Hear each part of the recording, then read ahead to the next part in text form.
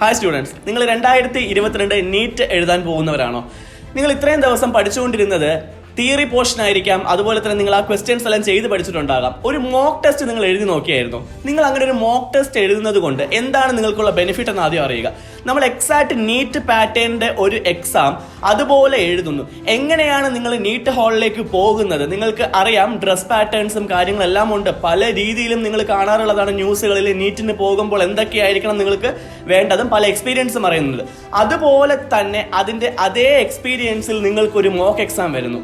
XYLEM നിങ്ങൾക്ക് ഒരു great Indian ബാറ്റിൽ തന്നെ കാഴ്ചവെച്ചിരിക്കുകയാണ്. ഇതിൽ കൂടി നിങ്ങൾ എങ്ങനെയാണോ ഒരു നീറ്റ് എക്സാമിന് അപ്പിയർ ചെയ്യുന്നത് അതുപോലെ എക്സാം എഴുതുന്ന രീതിയിൽ മാത്രമല്ല, നിങ്ങൾക്ക് എന്ത് രീതിയിലുള്ള ഡ്രസ് കോഡ്, എങ്ങനെയായിരിക്കണം ആ ഒരു ഹാളിലേക്ക് പ്രവേശിക്കേണ്ടത് എന്നുള്ള കംപ്ലീറ്റ് കാര്യങ്ങൾ നിങ്ങൾക്ക് അതിനുവേണ്ടി അവിടെ അറിയാനായിട്ട് പറ്റും.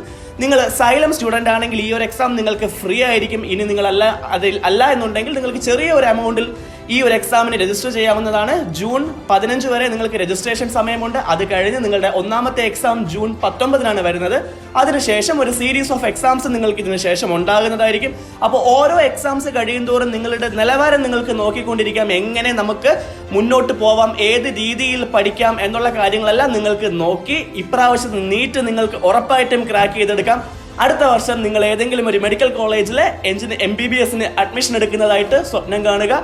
ഗ്രേറ്റ് ഇന്ത്യൻ ബാറ്റിലേക്ക് വരിക. നമുക്ക് കാണാം.